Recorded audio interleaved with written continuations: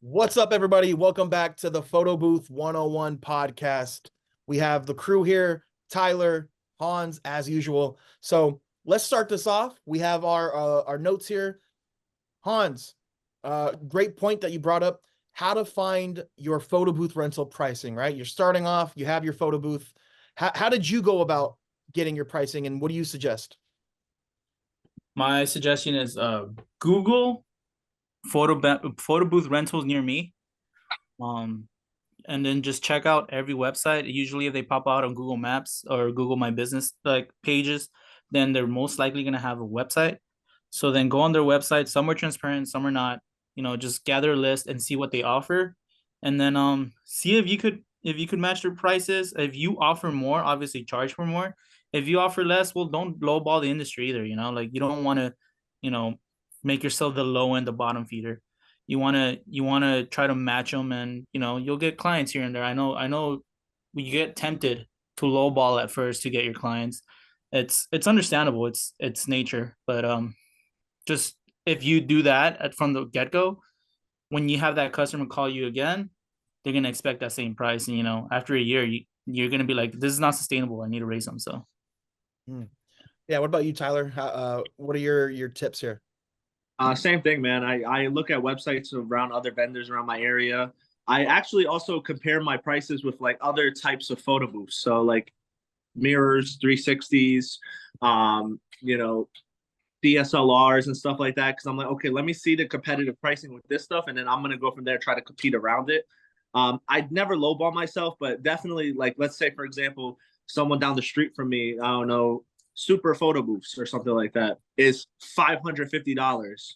You know, I'll go down like $50 and say, okay, I'll do 500, just to try to stay in like the competitive range. So, people are looking in the area, like Khan said, Google SEO, and they see both of our websites and they see his is 550 and mine's 500 and they want to save $50, they're going to go with me. Yeah. So I love how we all have like different opinions here. And I'm not saying like what you guys said is wrong. It's definitely true. It's definitely a way to do it.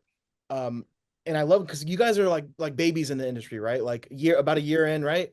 Um, you necessarily don't even have to do a research. You can like one thing I learned from Matt was saying like you can create your own price. Um, Definitely like you could right off the bat be a $2,000 rental, but you have to get $2,000 type of leads, meaning like you got to market yourself the proper way. You can't be on Facebook Marketplace or OfferUp expecting people to book a $2,000 rental. That's where your guys' kind of pricing structure comes in handy because you are kind of operating on the market and what the value is worth. I know plenty of people, man, making $5,000 per event, but what they're doing is they're networking with venues that are higher end to where their customers have that type of money. But like you guys and me, we're all in the same boat here. We're doing the everyday event. We're doing the wedding, the birthday party, the quinceañera, your traditional party. But I definitely like that. That's a great start point is see what the market is, see what people are doing. And it's always good to get pricing from people actually in the business making money. If you're just randomly going to websites, that doesn't tell you if they're making any money or not. You can have the best website and have no clients. So what Hans says, if you're going to Google, you can see the proof there. You can see the reviews. You can go to their Instagram. So that is a solid piece of information. And I think a step maybe we kind of skipped is I would do a free event first before you can even figure out what to charge. You need to know what goes into it. Like imagine being like, I want to be a mechanic and then be like, I'm going to try to get my prices for an engine swap. You have no idea. That's a lot of work. You know what I mean? So let's piggyback and transition. I'm really excited to talk about this. So as you guys both know, someone in the group chat had an incident. Somebody, I'll let one of you guys take it here and explain it. What happened here? This is super gossip here. So everybody get your popcorn. This is probably the worst thing you can do as a photo booth owner. yeah, I'm not gonna mention any names. I don't even remember the name to be honest. But we were on the photo booth 101 chat, and she shared a post and a screenshot, but she blocked everything like that could identify this person.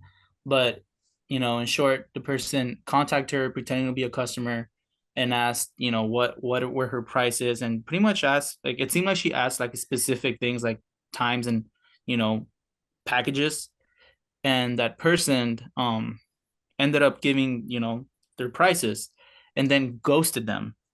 So then, you know, this photo booth owner did the right thing and followed up with this person. I'm like, hey, are you still interested? Like how we all should do is follow up. And I guess the only reason why she followed up, why that person that got the prizes from her was because somewhere down the line, I guess that person mentioned that they were a certain religion. And I guess maybe that other person was a certain religion. And they like, I apologize. I feel bad that you're this religion. Like, I was just getting these prices from you. Like, I feel like, I hope you're not offended. I just started. And I'm just like, man, that is scandalous. The person pretended to be a customer, filled out a booking form, guys, went through the steps to act like a customer to get quotes so they can know what to charge. And the crazy part is everybody in our community, the Photo Booth 101 community, I feel like everyone's willing to help if you're honest. All you have to do is like, hey, what are you guys charging? You'll get those answers. You don't need to waste somebody's time. And like, you know what sucks too is like we've all been there. I mean, I don't care. If someone doesn't turn out to be a customer, but when you're starting off and you get a lead, it's exciting. And then for to get excited because someone else just wants your information, bro. I don't know, Tyler. What's your thoughts on this, man? I saw it, and honestly, man, I had to put my phone down because I'm like you said, the group chat's there for that reason, to communicate with other photo booth owners.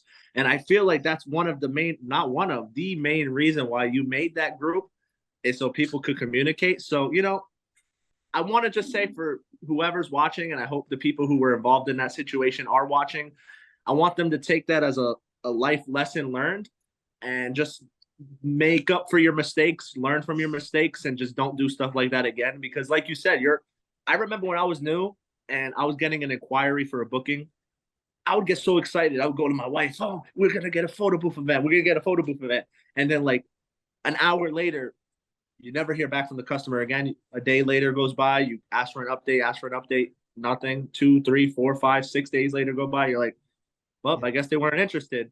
And then it's kind of like almost like your hopes are like a roller coaster. You're going up and then back down. So I'm gonna just put it like this. I'm gonna give it the best, nicest advice I could give as Tyler is just don't do it again. Just learn from your mistakes, build from it, move forward, and just, you know, if you need help, that's what that chat's there for. And if you need more advanced help and you're really looking for that one-on-one, you need to learn from start to finish. Myself, Hans, and Drew, we're in the mentor program. You could get that. You know, there's so many other ways than just kind of just. No. Don't I don't want them in the chat. They're dead to me. Whoever. Yeah, well, let's be clear though. This person that like filled out this booking form and got that info was not in our group chat. No, this person was not in our group chat. Yeah, we looked. Person. I was like, hey, check if they're in this chat, they're out of this group. You guys are way nice. You guys are way nicer than me, man. You guys are so nicer than me. I'm not saying for them specifically to join. I'm talking about anyone who's watching this podcast. I'm saying the next person who thinks about doing something that person did, like please don't do that. Take this person's story and use it as an advice to not do something like that. Because even when I was new, yeah, I shopped around at other people's websites, but I was never there to call someone and say, hey, I'm looking to book you for my wedding or something like that. Because you're playing with people's emotions there. You know, you're playing with people's business, their time. You know, it could be actually, instead of being on the phone with you, chatting about nothing, they could be really on the phone with a real customer talking about a real event. You know what I'm saying? So, you know, if you want to go on their website, that's what it's there for. It's open. Look at their price. And that's what I did. I looked at their website, but I was never dared to call someone and say, hey, I'm calling Best Photo Booths LA. Hey, Hans, can I know your prices? Because I'm booking you for my wedding. And then little does he know, I'm 2,000 miles away from him trying to just find prices for my business. No. So don't do this, guys. Take this as advice. It's honestly, this problem is, I have 3 rental companies. I don't tell anybody about them. I don't promote it. People ask. I have one for my wife. I have one that I've had for a long time. I don't talk about it because people are, they're so it's not everyone, but like you have that individual, right? And there's a lot of people like that. And I'm telling you, if you want to get blackballed in this business, if you get caught and people find out, it's a bad look. People will get together and be like, let's find ways to make sure this person has no success here. And it's happened, man. And It's a business, small, this business is small. I the noticed that. yeah, the community is tiny. There's not a lot of like photo boothers that are doing this full time or even making a solid living here. And it's people get called out for doing this. They also get called out for stealing content from other photo booth owners. You know, there's a lot of other things that people get caught for, but yeah, I mean, I'm glad we talked about this. If you're watching this, and I know a lot of people starting off watch our podcast, so just don't do it. The best, again, to recap, if you want to know people's pricing, just be honest. Just say, hey, I'm new here. I'd like to know your pricing to start off. The worst thing that can happen is you get ghosted. Best thing that can happen, you make a friend, they help you out. So let's move on here.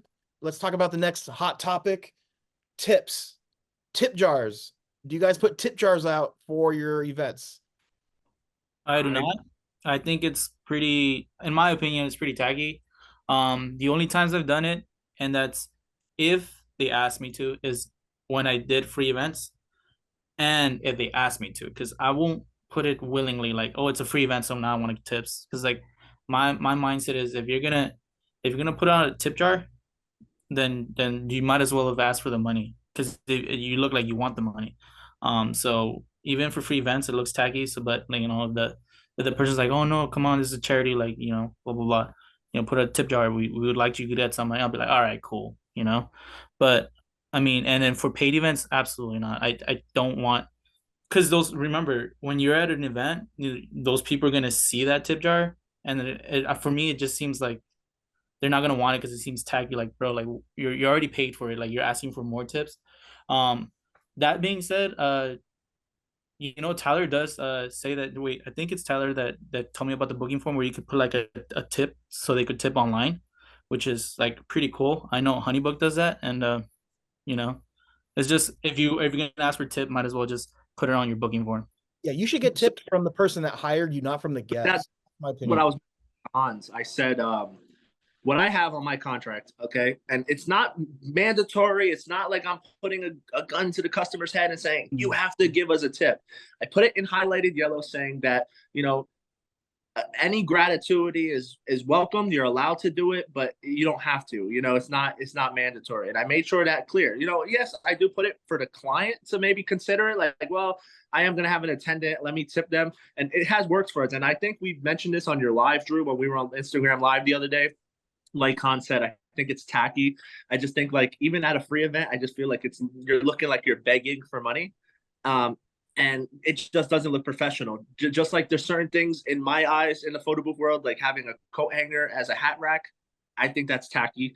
There's just certain things that you shouldn't have on your table, and I'm gonna live by that. I'm sorry, I just think the coat hanger thing's tacky. Tip jars are tacky. I have barely even 10 to 15 props on my prop table. I feel like it's easier to just have a decent amount of props on your table, so you could easily take it down, easily set it up, you know. And just the tip jar thing, I don't know.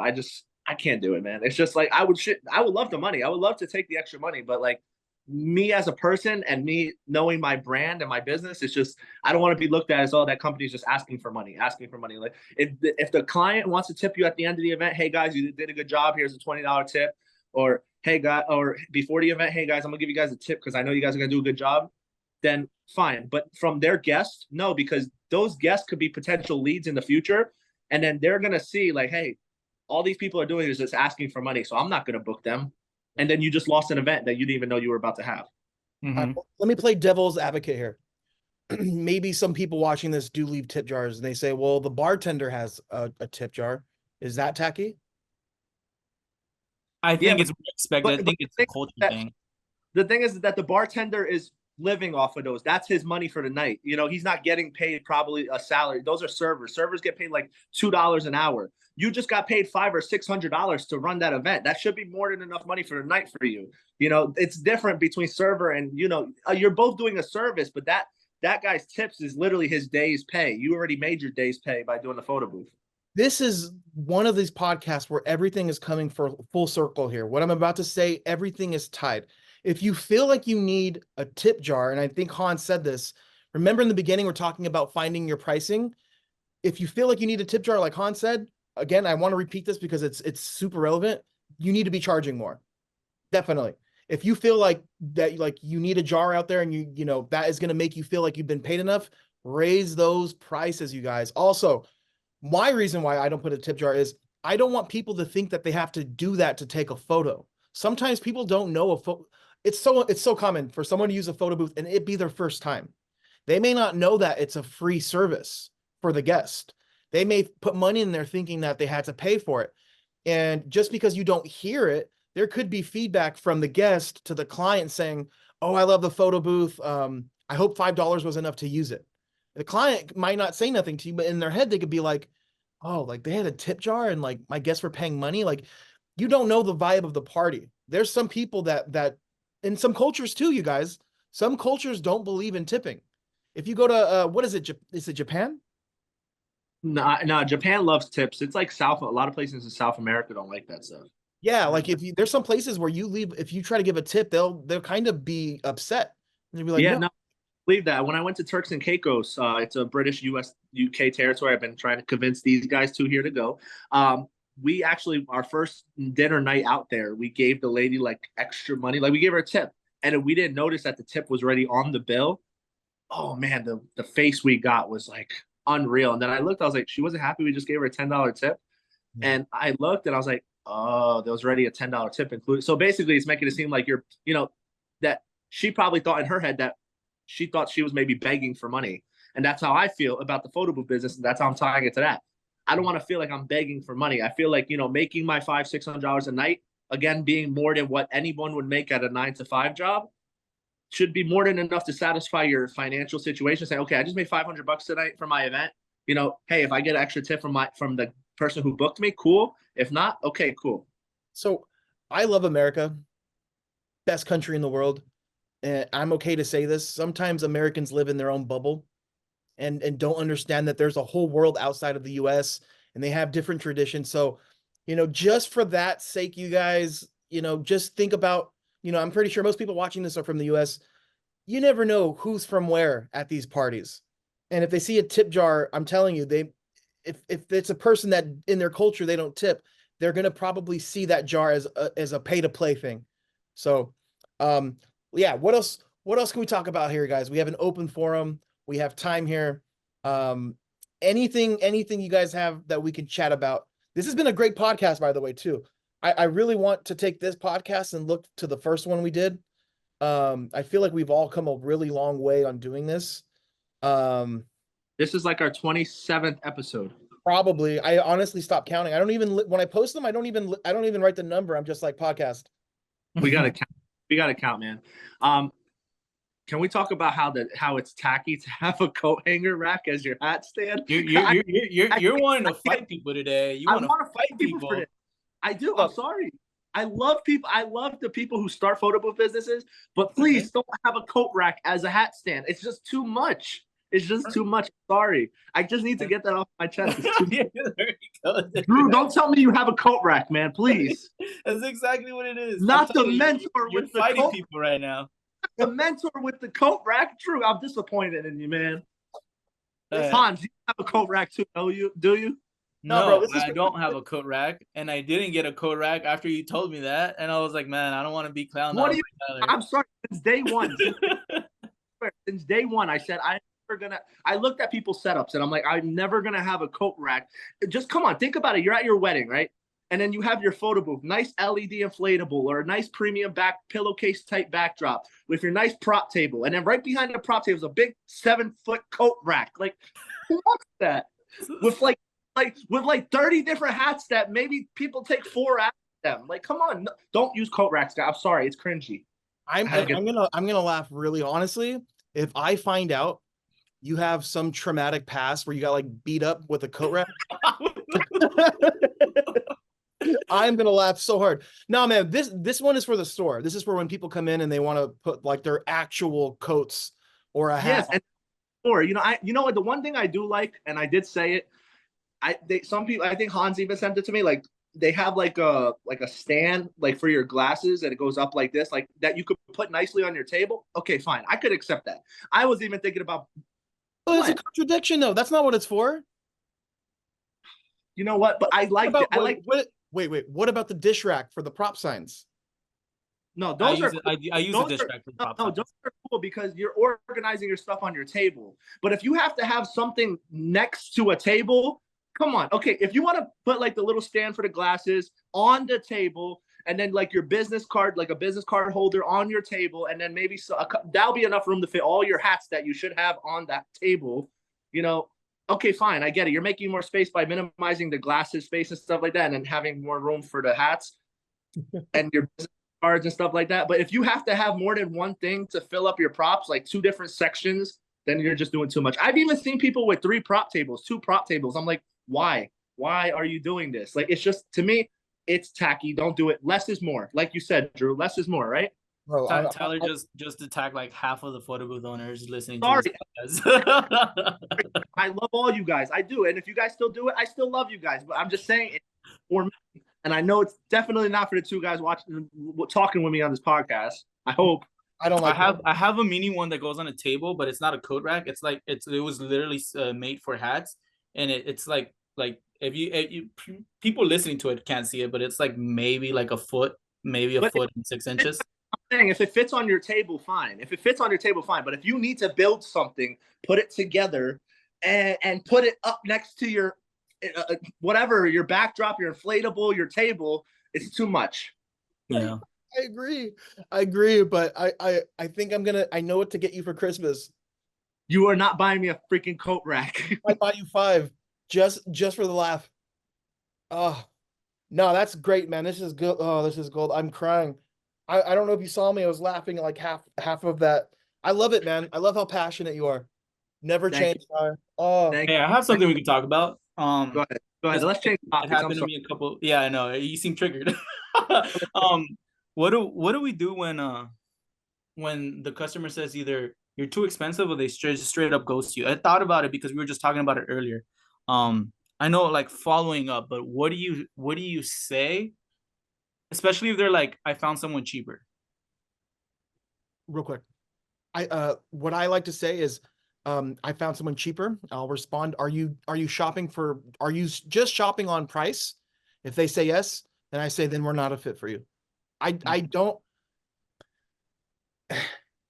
That is a big blessing when people are only shopping for price, because those are the type of clients, you guys, that are going to expect the most, right? If someone goes, hey, this is my budget, perfect. Hey, I'm at 500, your budget's 300. Let me tell you about the photo booth pickup option. That starts off at 199. So I'm trying to find solutions, but if someone's like, I found someone cheaper, and it's like, well, what are we talking about? What are we talking for? You're shopping only on price, then it's not working on my side. I was trying the hard thing that Tyler did last time, but I don't know. But like, yeah, that's how I say it. And then I don't know how you guys feel about it, but you kind of want to hear that you're too expensive from time to time. Like, Hans was saying earlier, you don't want to be like at the bottom, right? You want people to be like, yeah, that's too much, because that's a sign that you're not selling yourself short. But I like to hear what Tyler has to say, man. What do you say, man, when someone goes, I found someone cheaper? I kind of basically what you said, man. I kind of say, I get a lot of those people on Facebook Marketplace where, because I do have my stuff on Facebook Marketplace. And I'll get people where, I do set my photo booth at $1 on Facebook Marketplace, DM for more info. So they already know it's not, hopefully they know it's not for sale, because I've had some people tell me, is this for sale? And I'm like, yeah, it's for sale for $1, sure. No, but I'll have people and I'll tell them my price. Hey, I give them the booking confirmation. I tell them the questionnaire. Hey, what's the event? How many hours, et cetera, et cetera. And then from there, I make up my price for them, because I don't have my price directly out there. I kind of make a different package for each person. And I'm like, okay, let's say, for example, I'm like, oh, it's $550. This includes the inflatable, backdrop, all this stuff, whatever. Or I'll give them the add-on option where I'm like, we have a $300 rental. You could add on your stuff. But I have both. I have where I'll choose for you and make your package, or you could just add on whatever you want. And even sometimes with the add-ons, customers are like, yeah, no, that's over my budget. And I'm like, I've had clients literally tell me like, oh, my budget was $40. And I'm like, you got to be kidding me. And my wife's right here next to me. She could vouch for me. I've had people literally say, yeah, my budget's $40. My budget, oh no, that's too much. My budget was $100. I'm like, this is literally what I say, because I'm like, I know I'm not going to get you, so I might as well just be a smart ass at this point. I'm like, good luck trying to find someone that's going to get you for that price. And if you do, please send me the pictures because I want to see them. Oh my gosh. I'm Man, sorry. At that point, I'm like, I'm going to be ruthless at this point because I'm like, let me know how that event goes. I want to know what iPad Nano they're using for this event. yeah, bro, it's not worth, honestly, man, it's not even worth your energy. It's not, yeah. But now I gave up to the point where What makes you, I ghosting makes you, them. I was gonna ask you, what makes you more mad, the $40 offer or a coat rack? I still think the freaking coat rack, bro. Okay, here. So the reason I also brought this up is when I first started, all right, I had this lady book with me. Like I sold her on my package, like right away. Like she's like, got it. Like she sent me the deposit. Probably later in the day, maybe like 3 hours later, she's like, hey, I found someone cheaper. And it was only a $50 deposit. When I started, like I was like, I want them to, book me. So it was only a $50 deposit. And she's like, I found someone cheaper. How late is it to get my deposit? And first I'm like, okay, well, what are they offering? And she gave me everything, and they almost matched. I think there was like a couple things that were kind of like different on. And I was like, okay, like no problem. I was like, just call them and make sure before you cancel, I'll give you your money back. I don't want to burn bridges. Like, cool, I'll give you money. I don't care. Um, and I told her, I was like, make sure you call them and get like all the details of what they're gonna give you, because it's surprising that they're so low. But I mean, just make sure that the quality is good, and that all you got all the details. And I was like, send me your info to send you your money back. So I was like, I'm just gonna refund everything. And I didn't even fight it within like an hour. And she showed me proof. She showed me screenshots. It's not like she was BSing me. And then like within an hour, she's like, okay, I called them. Never mind. I would like to go with you. She verified. I think it was one, they were gonna charge her for delivery, and second, I guess she looked at the quality and it wasn't as good as what I offered. So I guess it was a blessing that I already had the deposit and kind of like made her like do her research more. But I don't just dismiss them. I kind of just have something in the back of my mind, like if they're gonna say it's cheaper, ask them why do you think they're cheaper, and then it kind of like puts the ball in their court. Like, why do you think they're cheaper? Quality, or they're probably not saying something. I have a question. Higher. This happened with you, Drew. I mean, not Drew, Hans, with the bulls, right? Didn't someone say, "Oh, I found cheaper bulls," and they're like, and they gave you the price, and you were like, "Oh, let me know. I would love to work with them and stuff like that." And they came back like literally 10 minutes later, like, "Yeah, no, I'll go with you." I know this happened with your bulls, and I know we're no. This was literally like 2 weeks ago, where it was a bull and a photo booth together, and they booked the bull, and then they wanted to get a photo booth, and I told them like I can't even match that. Like they were ridiculously low, but then it turns out she was BSing and she was just trying to try me. This is a different, yeah, but she was trying to try me, and I didn't budge. The point of this is, fellas, and everyone watching, is that like I've heard on other podcasts from guests that we've had on here, and from even you guys, and I think even Drew and Monte has said it on their YouTube and stuff, that this business is not something that you really, really, really need at your wedding. We're a luxury business. You know what I mean? Like, we are not only investing tons and tons of money on this business with software monthly and all that stuff, but like we're a luxury. So if you're downing our prices, that means you're not respecting us as a business. Because if you go to Apple, right, and you want that brand new iPhone 17 plus whatever, you're not going to go to Apple and contradict their prices. You're going to go, okay, I'm going to buy that $1,200 phone. And you're not even going to think about it because that's Apple prices and you have no choice. So why are you going to disrespect a small business and say, oh, no, I don't like that price? Why you can't? No, just like the Apple MacBook, hey, my photo booth price is this much, because you're not contradicting the sales guy at Apple, just how you're contradicting me right now because you don't like my price. So, we're a luxury just as much as having a brand new iPhone is having a luxury. You know what I'm saying? Yeah. And it's funny because I hear you guys talking about these stories from these customers, and I can't help but smile because you're going to get to a point, because I know for sure you guys aren't going to stop anytime soon, to where you don't really have to deal with many new clients. You don't have to deal with that $40. You don't have to deal with that lady, Hans. You're going to have your customers that have booked you. They like your prices, and they'll just book you and they'll be fine with price adjustments. You know, when I first started like do heavily iPad stuff about 4 years ago, my rental price was $199 and I was including everything. Backdrop, prop table, all of it. I have clients that book me then that now are willing to pay the $375 minimum for just the photo booth because it's like they know the service, they don't want to take a chance, and they're comfortable. So you guys will be there. I promise you. Just keep your head down and just keep grinding it out.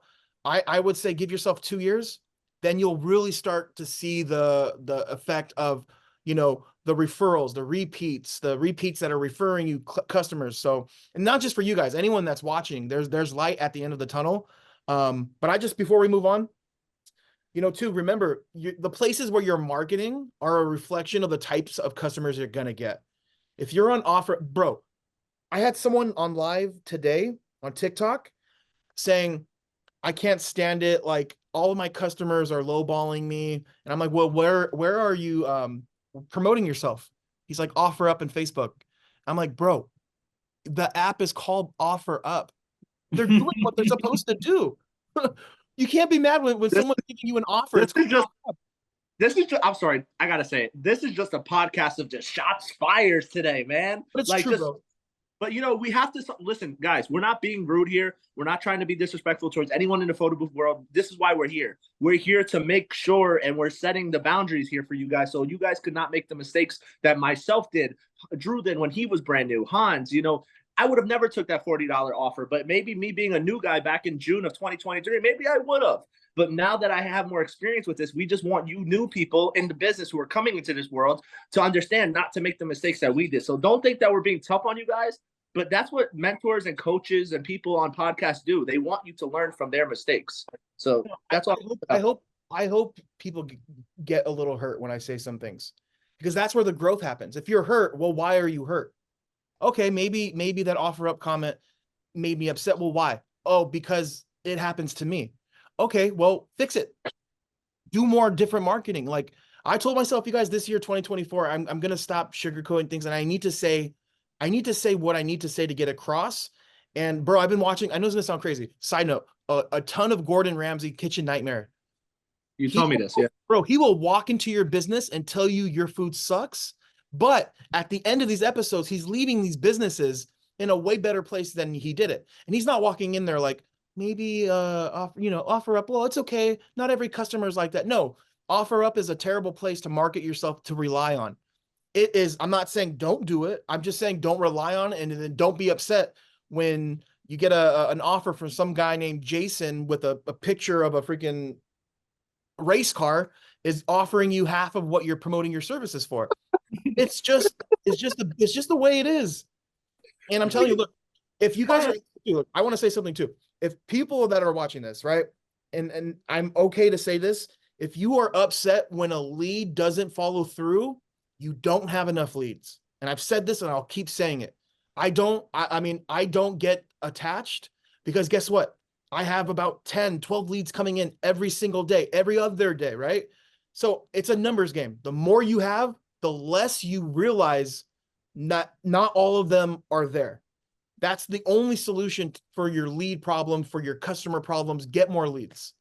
So the only reason why I laughed is because I could see myself like when I first started in the beginning with so many like Steves and Joes and Martys and Dans and stuff with a basketball logo or like a Michael Jordan logo. They're like, hey, can I book you for your photo booth? Or like Stacy's with like a picture of them from 2012. And I'm like, it's bro. And then I like when this happens, and back in the day, I'd go to their profile. I'm like, what is this person selling? And it's always like trash. Like it's always like, you know what I mean? I'm like, I can't be mad at this person. Like they're selling used for Hot Wheels for $5. Like that was worth for them to post. But I don't know, man. I'm starting to think that it's probably like not even good for your mental health if you're starting off to just post on Offer Up. That's the easiest way to get burnout. I mean, you guys, come on. Like you guys can easily name 3 different ways to get leads, right? Can I ask you a question, Drew? Yeah. Do you have a do not rent to list? Say what? Do you have a do not rent to list? Oh yeah. Like certain situations. No. like actual people. Like if they ever hit you up, like you're like, I will never rent to this person ever again. Mm-hmm. Like that question. So I have a like list, man. I have a I list. know It's mostly I from mechanical bulls. That's so funny. know I have it in my phone. I have their name saved as don't rent. Yeah, that's exactly what I do. The last one, I think I made a video about it. It was not to a client. It was actually another photo booth company. Mm. Uh, this person, we'll call her Isabella. Long story short, man, she called me. She needed help because she forgot a power cable to her photo booth. She's like, this event starts in 30 minutes. Can you help? I'm like, I can't because I'm physically can't get there, but I know photo booth owner down the street. I reached out to a photo booth 101 member. He was down. He was there in 20 minutes.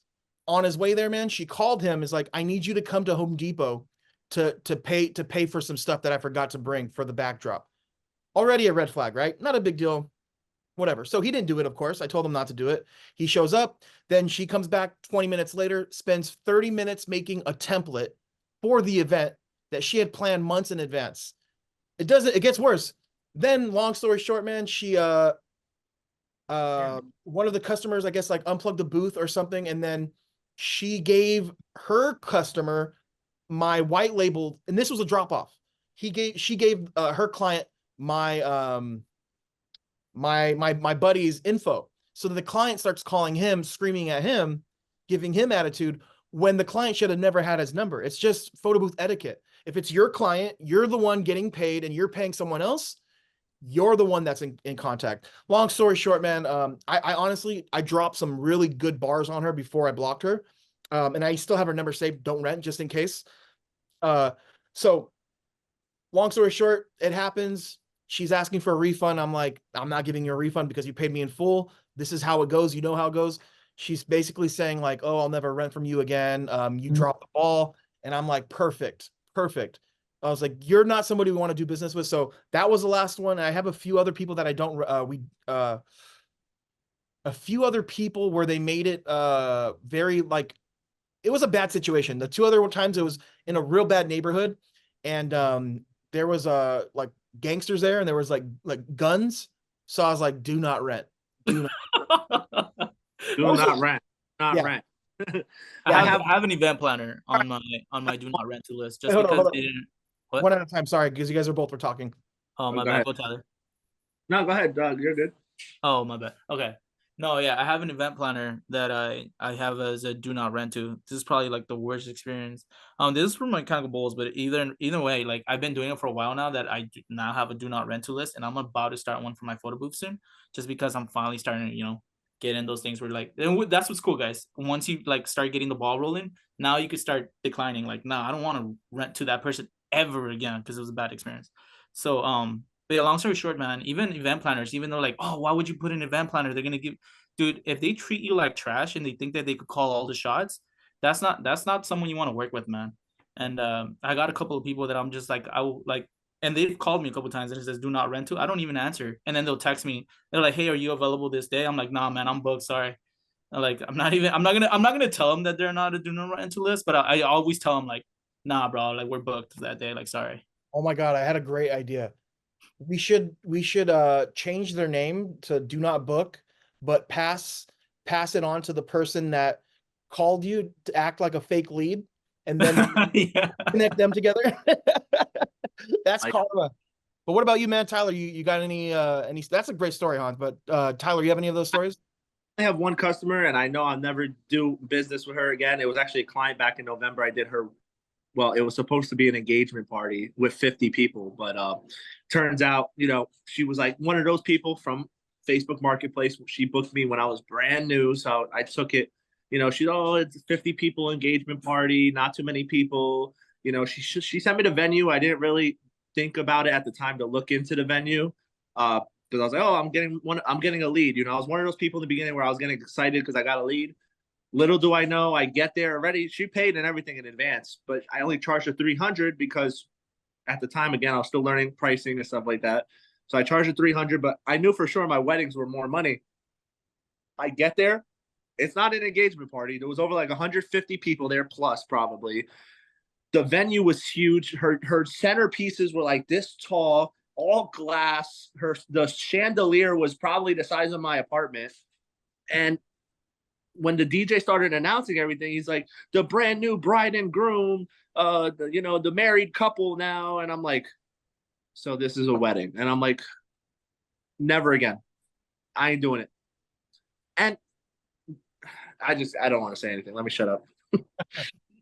You guys ever have any like memorable moments that like have taken place at your photo booth, like that you've caught? Matter of fact, I will say, she followed us on Instagram, and I saw that within those 2 weeks after the event, she went to Japan, she went to Cancun. That was like her honeymoon. She went to like 2 different countries. I was so mad, bro. Even my wife's looking at me like, "Yep." Tyler, we need to make sure we never show a coat rack again, man. I think we freaking heated you up. Dude, you're on one today, man. But go ahead. Finish what you were saying, Drew. Go ahead. What was I saying? I forgot. All I know is that you got a perfect name for the podcast. Tyler Gets Triggered. Oh, dude. We'll call it coat rack PTSD. Triggered. Oh, I know what I was saying. Yeah. Do you guys have any memorable moments that have taken place on your photo booth? Like for me, for some reason, I don't know why, like this year we've had a lot of rentals where people have blown their birthday cake on the photo booth, using the photo booth, which is crazy to me. I've came to pick up the photo booth a few times, people doing beer bong rips, people like just like crazy stuff. You guys ever have any like moments like that, like you guys have captured that like you can remember? Mine was good and bad, I guess, at the same time. I'm not going to keep on being an angry bird here today, but it was at that New Year's event that I did for SGC America when I saw the ball drop. We left the photo booth in the back. People were still using it, but I was like, okay, this thing runs itself, so I'm gonna go watch the ball drop. So me and my wife go on recording. At this point, we're forgetting about being photo booth owners. At this point, we're just trying to watch the ball drop, and we say Happy New Year, right? And then we go back and was like, okay, it's Happy New Year. Let's go. Let's be out. Let's go. We said Happy New Year. Let's go. Man, that was so hard to clean up. They blasted confetti all over my photo booth, but I was happy and upset at the same time. I was upset because I was like, damn, I got to clean this thing up. But then again, I was getting it picked up 2 days later. So I'm sitting here trying to brush off all this confetti. And it wasn't like the little big pieces of confetti. Like it was like those popper confettis. And they blasted probably like 5 or 6 of them.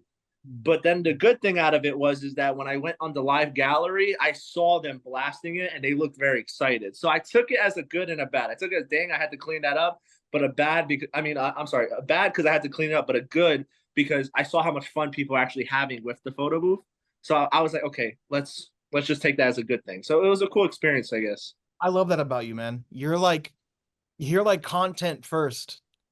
Like, you know what I mean? Like there's so many people that would just been upset and complain about it, but you're like, no, man, I got a sick boomerang shot here. Like, what the heck? And they did a boomerang. They're like, Happy New Year, bing. And they blasted like 5 of them, man. And I was like, wow, okay. I said, okay, I'll take that. Dude, we've had that happen, and there was a time where I think I hadn't cleaned or did any maintenance to the booth in like 5 months, and then I like cleaned it up and I looked inside. There's like literally like confetti everywhere, and that's something too. Let's end this here, man. Let's talk about maintenance. What maintenance do you guys do for your booth? And obviously, let me preface this: we have iPad photo booths. Is like, so anyone wondering like what is the maintenance for your booth, like what do you have to do? Magic eraser. If there's like a little scuffs, especially they show up on the light, on the ring light, magic eraser with a little bit of cleaning solution, not a lot, will take off those scuffs. I know, I love magic erasers. If you guys know what I'm talking about, if not, look it up. They're super good for scuffs. They will take it off the ring light. So that's like maintenance to keep it looking fresh. Other than that, I make sure that the bolts are nice and tight because I don't take apart my party booth. It's right behind you, but I don't take away my party booth anymore. I leave the whole the stem, I guess, the stand, and just take off the ring light. And so those screws will tend to loosen up, you know, at every couple events. So I make sure that they're nice and tight so they don't fall. Um, Other than that, what else? And making sure that the wires, the outlets into the things, sometimes they'll get loose, especially when people trip on them because they're not careful, which is why you always tape it out. But like if they get loose, you want to get a replacement.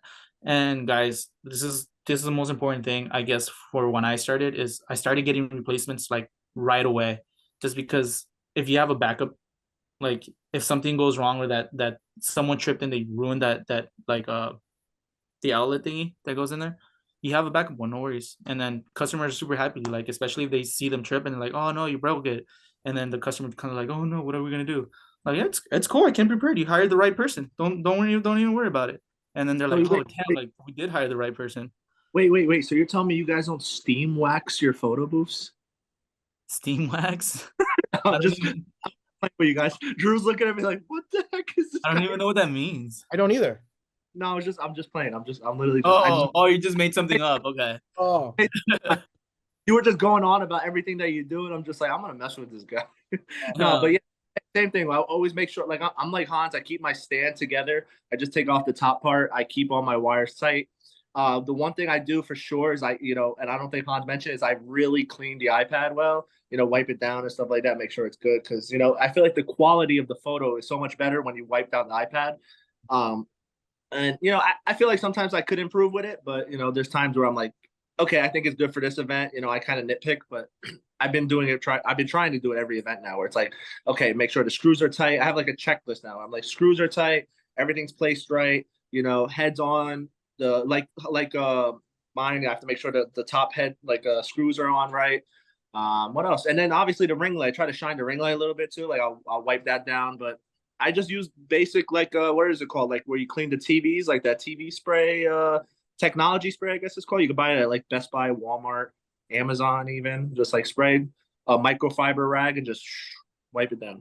I love it. Yeah, you guys talked about all the physical things, right? Some of the other maintenance would be like your iPad updates, the iOS updates, and then your software updates. But like that's pretty much it, man. That's what I deleting love about this. pictures, Huh? deleting the pictures off the iPad, Yeah, that just too. so you don't run out of memory. But Yep. other than that, dude, having an iPad photo booth is so much easier than having a mechanical bowl, guys. I have mechanical bowls. Trust me, iPad booths are way easier. Yeah. So it's another reason why I love the business, man. I mean, I'm not a like a I like look, dude, I did the mobile car washing business. There was so much maintenance, man. My generator, right? When I had the generator, you got to do oil changes on that thing. You got to wash the towels. You got to do all of this stuff. With the photo booth business, when you're done with your event, like that's pretty much it. It's just wiping stuff down and doing updates every other month if it's there. So yeah, anything else you guys want to say? Any exciting stuff before we sign off on this episode? Don't use coat racks. Don't use coat racks. All right, you guys, thank you so much for watching. I think next week we're gonna have a big special announcement for anyone that is a fan of our podcast. I'll just tell you, we got some merch coming out. That'll be next episode. We're gonna launch the website. So if you want to get your PB University 101 Photo Booth Podcast merch, we'll have that. And as always, in the description, you can follow Tyler, you can follow Hans. Links to Photo Booth 101 if you want to start your own photo booth business with us. We sell the equipment from the photo booth, the backdrops, the printers, and the newest product will be a coat rack. So thank you guys so much. We will see you soon. God bless. Take care.